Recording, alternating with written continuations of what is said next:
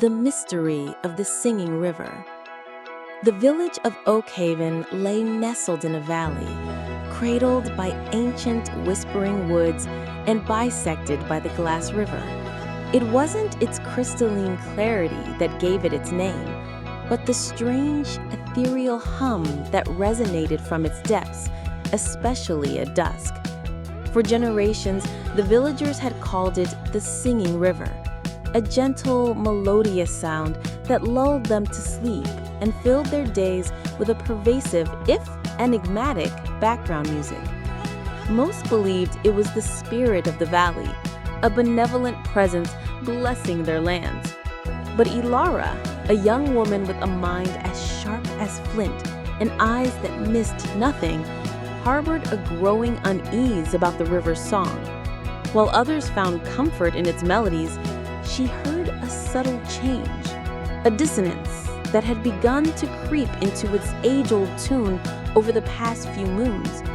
It was fainter now, sometimes broken, and at other times, a note of something akin to sorrow seemed to weave through the familiar harmony. Her grandmother, a woman whose wisdom was as deep as the river itself, had noticed it too. "The river's song is its heart, child," she'd whispered one evening, her gnarled hand clutching Ilara's. "If the heart falters, the valley will too." One sweltering summer, the river's song grew weaker still, its hum fading to a mere whisper. A strange, metallic tang began to permeate the air near its banks, and the usually vibrant riverbed, teeming with small fish and iridescent pebbles, seemed unnaturally still. The villagers, once content with their melodic companion, grew anxious. The crops, usually watered by the river's bounty, began to show signs of wilting, and the spring that fed the village well seemed to lose its vigor. The elders spoke of ancient curses and angered spirits, but Ilara sought a more tangible truth. Armed with her grandmother's cryptic warning and her own burning curiosity, Ilara decided to follow the river upstream, determined to uncover the source of its failing voice. She packed a small bag with dried fruit, a water skin, and a sturdy walking stick, and set off at dawn, the last vestiges of the river's whisper fading behind her.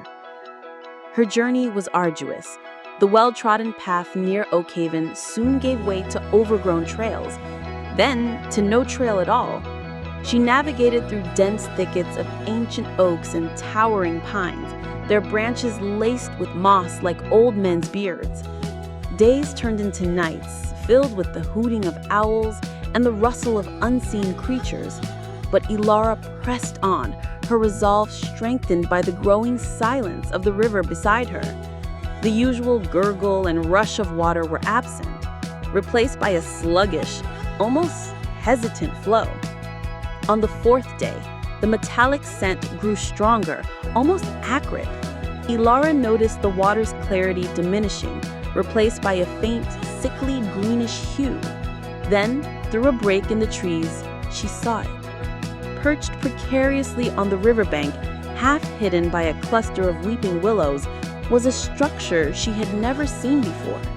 A dilapidated, rust-stained machine, its pipes snaking into the river like metallic tentacles.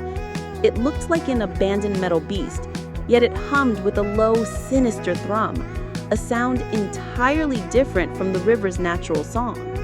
Brown, murky sludge oozed from one of its broken pipes, tainting the clear waters of the Glass River with an oily sheen.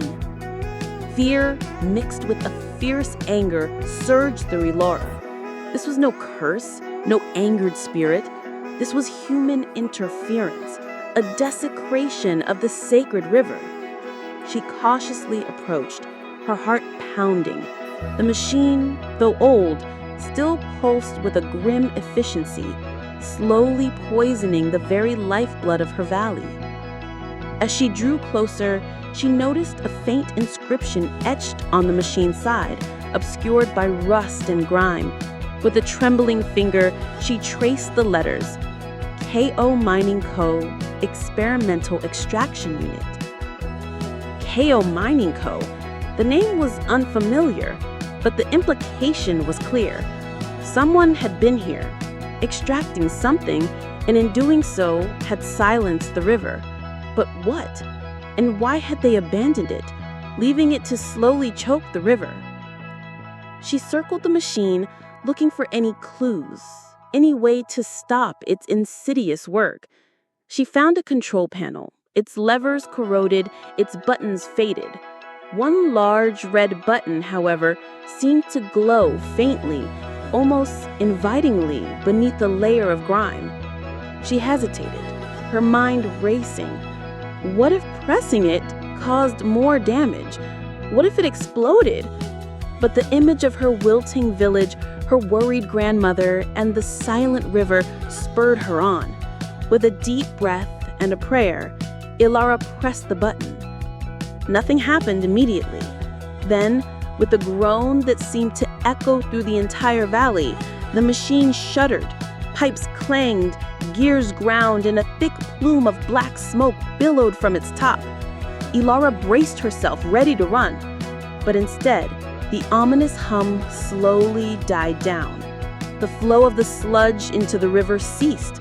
The metallic tang in the air began to dissipate.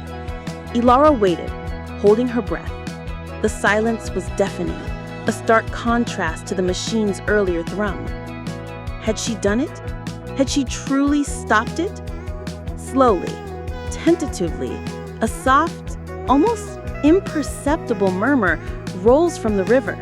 It was faint, a mere whisper, but it was there, a note of the familiar melody struggling to reemerge. A tear trickled down Ilara's cheek. The river was beginning to sing again. She knew her journey wasn't over. She couldn't simply leave the machine there. It was a scar on the land, a testament to what greed could do.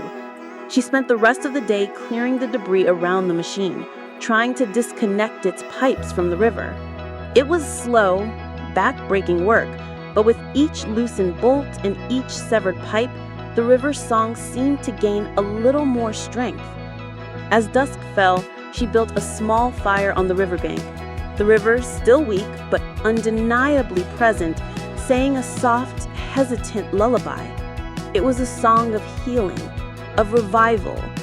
Ilara knew the river would take time to fully recover, just as her village would. But the first crucial step had been taken. Returning to Oak Haven days later, weary but triumphant, Ilara found the village still shrouded in concern. But as she approached, a faint, familiar hum reached her ears. The villagers, gathered by the well, looked up, their faces etched with a mixture of disbelief and dawning hope. The glass river, though not yet in full voice, was singing once more. Ilara recounted her journey, the discovery of the machine, and her desperate act to silence it. At first, there was skepticism, then awe, and finally a surge of collective relief and gratitude. The elders, who had once spoken of spirits, now listened intently to the story of the very human threat and the very human courage that had saved their river. Over the next few weeks, the village rallied. Under Ilara's guidance, a team was sent upstream to dismantle the machine and bring back any salvageable parts. The river, now choked, slowly began to regain its clarity and its strength, its song growing louder, richer, and more vibrant with each passing day. The crops revived, the spring flowed freely, and the air regained its pristine freshness. The mystery of the singing river was solved, not by an ancient curse or a benevolent spirit, but by the watchful eyes of a young woman and her unwavering belief in a tangible truth.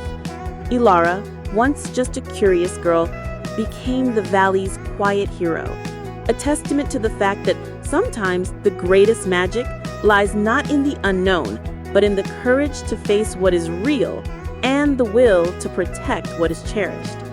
And as the glass river sang its full, joyous anthem once more, everyone in Oak Haven knew its melody carried a new note, a quiet echo of Ilara's bravery, weaving forever into the heart of their valley.